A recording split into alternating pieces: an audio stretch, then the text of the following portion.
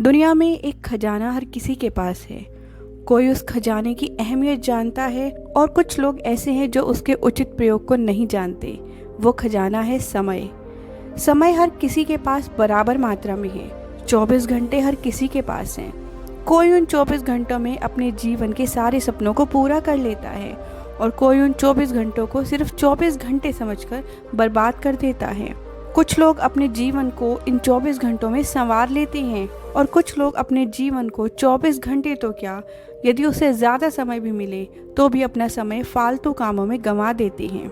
दुनिया में सबसे ज़्यादा आबादी को अपना समय वेस्ट करने में बहुत मज़ा आता है। ऐसा इसलिए है जो चीज़ें समय की पाबंद होती हैं वो हमें बोर करती हैं और जिन चीज़ों में हमें मज़ा आता है उनमें से अधिकतर एक्टिविटीज़ समय को बर्बाद करती हैं। जब हम टाइम पास करते हैं तो हमें पता ही नहीं लगता कितना समय व्यतीत हो गया। हम अलग ही मोड में चले जाते हैं। हमें उस समय तो ऐसा लगता है दुनिया मेरी मुट्ठी में है, परंतु जब समय हाथ से रेत की तरह फिसलता नज़र आता है, काम अधूरे पड़े नज़र आते हैं और गोल्स टाइम पर पूरे नहीं हो पाते, तब समझ में आता है कि कितनी बड़ी गलती हो गई कि समय को सही तरीके से प्रयोग नहीं किया। लेकिन एक ऐसी किताब जो हमारा मार्गदर्शन करती है ताकि हम समय को सही तरीके से प्रयोग कर सकें, जिसका नाम है मास्टर योर टाइम, जिसे लिखा है थियोपर्ट मॉरिस ने। आज हम इसी किताब में बताए गए इम्पॉर्टेंट लेसन की बात करेंगे और उन्हें अपने जीवन में उतारने की पूरी कोशिश करेंगे। नमस्कार दोस्तों, आपका स्वागत है मेरे चैनल यूनिवर्स ऑफ बुक्स में। आपका मेरे चैनल को इतना ज़्यादा प्यार देने के लिए बहुत बहुत धन्यवाद। जब मैं देखती हूँ कि मेरे चैनल की वीडियोस को इतना प्यार मिल रहा है तो मेरा मोटिवेशन और भी ज़्यादा बढ़ जाता है। चलिए शुरू करते हैं। पहला लेसन है अंडरस्टैंडिंग प्रोडक्टिविटी, यानी कि प्रोडक्टिविटी को समझना। लोगों को ये पता ही नहीं होता कि प्रोडक्टिविटी होती क्या है। लोगों को लगता है प्रोडक्टिविटी का मतलब है टाइम कम लिया और सारा काम उसमें निपटा दिया, लेकिन प्रोडक्टिविटी का ये असली अर्थ नहीं है। अपने काम की क्वालिटी को बनाए रखते हुए सही समय में निश्चित कामों को कर लेना प्रोडक्टिविटी कहलाता है। हमारे जीवन में सिर्फ एक ही काम नहीं होता, हमें अपने जीवन के हर दिन में अलग अलग कामों को करना पड़ता है। यदि हम एक ही काम को बेहतरीन करने में लग गए तो बाकी सभी कामों की क्वालिटी पर बहुत बुरा असर पड़ेगा।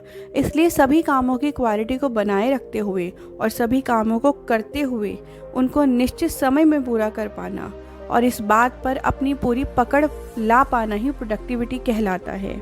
हमारे जीवन में सभी काम इक्वल इम्पोर्टेंस के नहीं होते हैं।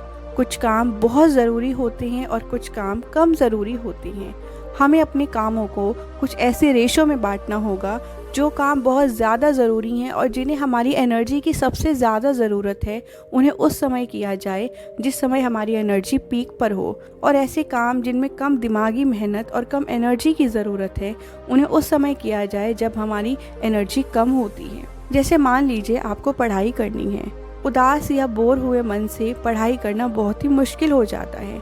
इसलिए विद्यार्थियों को हमेशा यह बताया जाता है कि उन्हें सुबह उठकर पढ़ाई करनी चाहिए, क्योंकि हम में से ज़्यादातर लोगों की एनर्जी सुबह पीक पर होती है।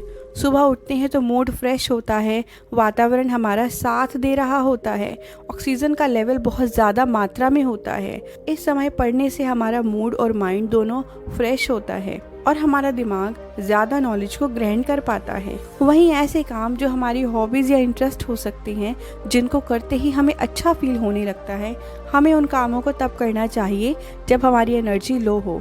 यदि आपको पेंटिंग करने का शौक़ है या गाने सुनने का शौक़ है, यदि आप उनको ऐसे समय में करेंगे जब आपकी एनर्जी लो है, तब ऑटोमेटिकली आपकी एनर्जी उन कामों को करने से हाई हो जाएगी, क्योंकि उससे आपको खुशी मिलती है। आपके लिए कौन सा काम सबसे ज़्यादा ज़रूरी है, यह आपके अलावा कोई नहीं जानता। आप अपने कामों की प्रायोरिटी को जानते हैं। आप जानते हैं आपके लिए कौन सा काम सबसे ज़्यादा ज़रूरी है और कौन सा कम। आपको ऐसे कामों का पता लगाना होगा और उसकी डेडलाइन को सेट करना होगा। जब आप कामों की डेडलाइन को सेट करेंगे तो आपको निश्चित समय का अंदाज़ा लग जाएगा और आप अपने कामों को निपटा पाएंगे। हम अपने जीवन में सभी कामों को तभी कर पाते हैं जब हमारे अंदर एनर्जी होती है। कुछ समय एनर्जी पीक पर होती है और कुछ समय एनर्जी लो होती है, लेकिन अगर हम अपनी एनर्जी का मैनेजमेंट सही तरीके से करें तो हमारे कामों का मैनेजमेंट भी हम कर पाएंगे। लेखक हमारी एनर्जी को मैनेज करने के लिए 6 फेजेस के बारे में बात करते हैं। पहला फेज़ है इंक्रीज योर एनर्जी। हम अपनी एनर्जी को एक बैटरी के रूप में समझ सकते हैं। बैटरी तभी सही काम करती है जब वह समय समय पर चार्ज होती है। यदि हम अपने शरीर और मन का ख्याल नहीं रखेंगे तो एनर्जी इंक्रीज नहीं होगी। शरीर का ख्याल रखने के लिए अच्छा खाना, अच्छा भोजन, समय पर सोना, घूमना फिरना, टहलना, अपने शरीर को स्वस्थ रखना, यह सबसे ज़्यादा ज़रूरी है। और उसी तरह अपने मन को चार्ज करने के लिए मेडिटेशन करना, मन को शांत रखना, मन को खुश करना और ऐसी एक्टिविटीज़ में ध्यान लगाना ताकि मन सुचारू रूप से काम करता रहे। इससे हम अपनी एनर्जी को बढ़ा सकते हैं। दूसरा फेज़ है यूजिंग योर एनर्जी वाइजली।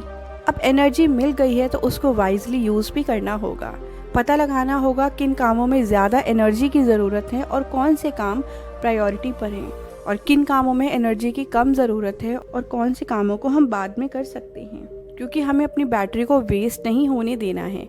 अगर हमने उसे इफ़ेक्टिवली चार्ज किया है तो उसका इफ़ेक्टिव यूज़ करना भी हमारा कर्तव्य बनता है। तीसरा फेज़ है investing energy in important task, जिसकी पहले ही बात हो चुकी है। प्रायोरिटी काम में सबसे ज़्यादा एनर्जी लगाएं, लेस प्रायोरिटी काम में कम एनर्जी लगाएं, और जब आपको लग रहा है कि एनर्जी कम हो रही है तो उसको दोबारा से चार्ज कर लें। फेज 4 है अवॉइड वेस्टिंग एनर्जी। इस बात को ऐसे समझिए कि यदि गुब्बारे में कोई छेद है तो आप उसमें कितनी भी हवा भरिए वह पूरी की पूरी वेस्ट हो जाएगी। इसी तरह यदि आपकी प्लानिंग में कमी है, आपकी प्रायोरिटी सेट नहीं है और आपका मन भटकता रहता है तो आप कितना भी एनर्जी को चार्ज कर लीजिए, पूरी एनर्जी वेस्ट हो जाएगी।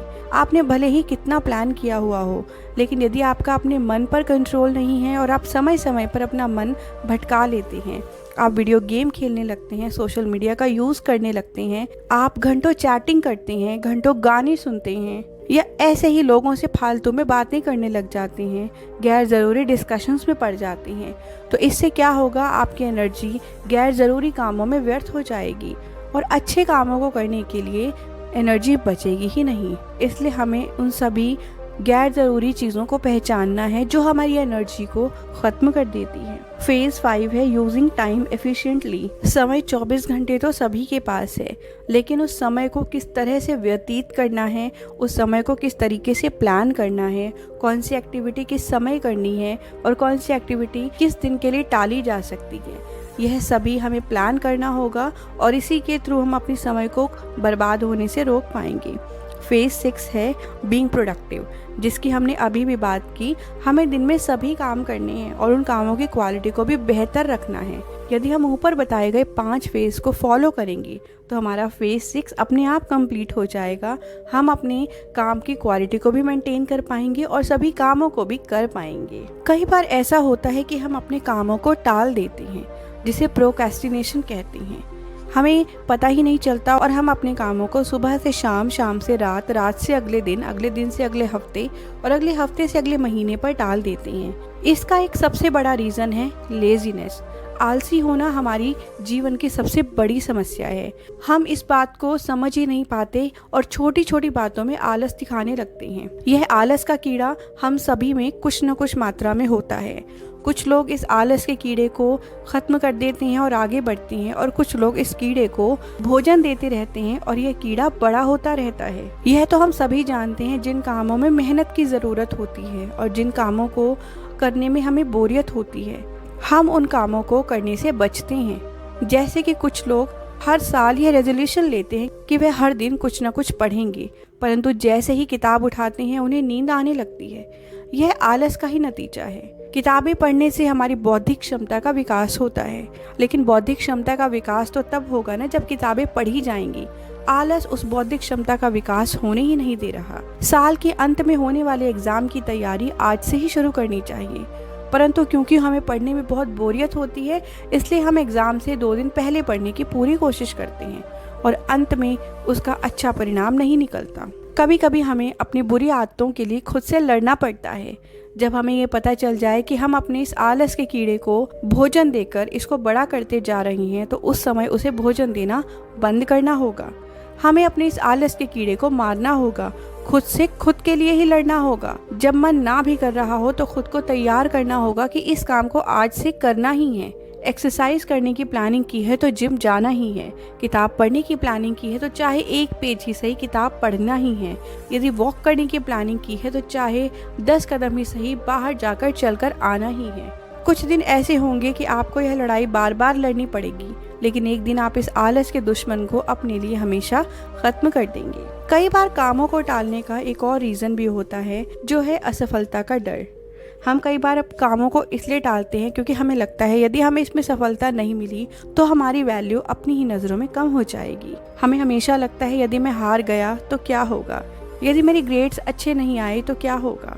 यह असफलता का डर हमें इतना ज़्यादा डरा देता है कि हम कभी कुछ नया करना ही नहीं चाहते। एक महान व्यक्ति ने यह कोट भी कहा है कि वो ही लोग कभी असफल नहीं होते जो कभी कुछ नया करने की कोशिश नहीं करते। जो कुछ नया करने की कोशिश करता है वो ही सफलता या असफलता को फेस करता है। तो यदि आप असफलता के डर से किसी काम को नहीं करना चाह रहे हैं तो उस काम को आज ही करिए। यदि आप असफल भी होंगे तो आपको उस काम को करने के नए नए तरीकों के बारे में पता चलेगा। यदि असफलता के डर से थॉमस एडिसन ने बल्ब का आविष्कार नहीं किया होता तो आज हम सब अंधेरे में होते। कामों को टालने का तीसरा रीज़न है वर्कलोड का ज़्यादा होना। यह तो हम सभी जानते हैं कि हम अपने दिन में बहुत सारे काम करते हैं। हर व्यक्ति कामों के बोझ तले दबा हुआ है, लेकिन क्या इस रीज़न की वजह से हमें अपने कामों को टालते रहना चाहिए या कुछ ऐसे उपाय ढूंढने चाहिए कि हम अपने कामों को एफिशिएंटली डिवाइड कर पाएँ और उनको समय से कर पाएँ। सभी व्यक्तियों के जीवन में काम तो आएंगे ही, उनको हटाया नहीं जा सकता, लेकिन अपनी विजडम और टाइम मैनेजमेंट के सहारे कामों को इफेक्टिवली डिवाइड किया जा सकता है और समय के अनुसार उनको पूरा किया जा सकता है। यदि आपको इसमें असफलता मिलती है तो भी आपको इससे कुछ ना कुछ सीखने को ही मिलेगा। नेक्स्ट लेसन है updating your perception of time. अब समय आ गया है कि हम समय के लिए अपनी सोच को बदल लें। यह तो हम सभी जानते हैं, बीता हुआ कल कभी वापस नहीं आता और आने वाले कल के बारे में हम कभी पता नहीं लगा सकते, परंतु फिर भी पता नहीं मन क्यों पुरानी बातों में उलझ जाता है या फिर भविष्य के लिए परेशान हो जाता है। जो चीज़ हमारे हाथ में है ही नहीं, उसके लिए सोच विचार करके अपने आज के समय को बर्बाद करने की क्या ज़रूरत है। इस पास्ट और फ्यूचर के चक्कर में पड़कर हम अपने प्रेजेंट की ब्यूटी को देख ही नहीं पाते। बारिश हो रही है, हमें उसे एंजॉय करना चाहिए, लेकिन पता नहीं क्यों बारिश को देखकर हमारा मन उदास हो जाता है। हम अपने अतीत में चले जाते हैं और उस समय को याद करते हैं जिसको याद करने से आज हमें दुख हो रहा है, यह जानते हुए भी कि पिछले समय को ठीक नहीं किया जा सकता। हम बार बार अपने अतीत को याद करके परेशान होते हैं। इसलिए यदि आपको अपने जीवन को सही तरीके से जीना है तो अपने प्रेजेंट के हर क्षण को खूबसूरत बनाने की कोशिश करें। उसमें वो अचीव करने की कोशिश करें जो आप करना चाहते हैं, क्योंकि यही प्रेजेंट एक दिन पास्ट बन जाएगा और फिर आपको कभी रिग्रेट नहीं होगा कि आपने उस समय का अच्छे से लाभ नहीं उठाया। जब आप कहीं घूमने जाते हैं तो अपने आसपास पर पूरा ध्यान दीजिए। पार्क में हैं तो पक्षियों, फूलों, पार्क की घास पर इतना ध्यान दीजिए कि आपके शरीर को अच्छा लगे, आपकी आँखों को अच्छा महसूस हो। अगर वहाँ बैठकर भी आप अपने फ्यूचर की चिंता कर रहे हैं तो इसका सीधा सा अर्थ है कि आप अपने वर्तमान के समय को बर्बाद कर रहे हैं। प्रेजेंट में ही सारी पॉसिबिलिटीज छुपी हुई हैं। यह वो समय है जो बीते हुए कल का फ्यूचर है। आप हमेशा इस समय में कुछ ना कुछ करना चाहते थे और यह वो समय है जो फ्यूचर के समय में बीता हुआ अतीत होगा। जब आप इस समय को याद करेंगे तो आपको खुशी होगी, दुख नहीं होगा, क्योंकि आपने इस समय को अच्छे से बिताया है। पास्ट को बोझ समझने से अच्छा है उसे एक लेसन की तरह ट्रीट करना। पास्ट के एक्सपीरियंसेस ही हमें प्रेजेंट के मोमेंट को और भी अच्छा बनाने में हमारी मदद करते हैं। आपको अपने हर दिन को ऐसे जीना है कि आज ही अचीव करने के लिए आखिरी दिन है।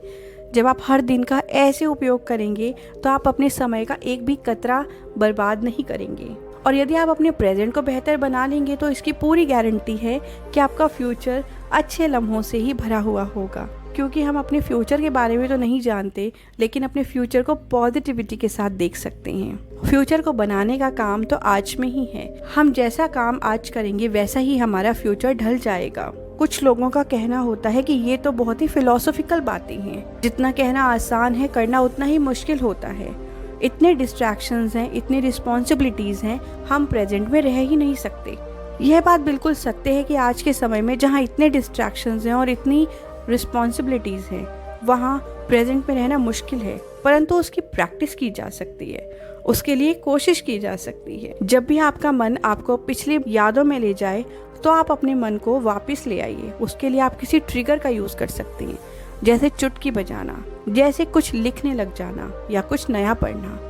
जब भी आपको लगे कि आप पास्ट या फ्यूचर के बारे में ज़्यादा सोच रही हैं, आप अपनी एक्टिविटीज़ को चेंज कर दीजिए। धीरे धीरे ऐसा करने से एक समय ऐसा आएगा कि आप अपने पास्ट और फ्यूचर को लेकर चिंता करना बंद कर देंगे। थर्ड लेसन है making a meaningful use of time. समय का बेहतरीन प्रयोग कैसे किया जाए। समय का प्रयोग तो तभी बेहतरीन होगा जब अपनी सोच को बेहतरीन बनाएंगे।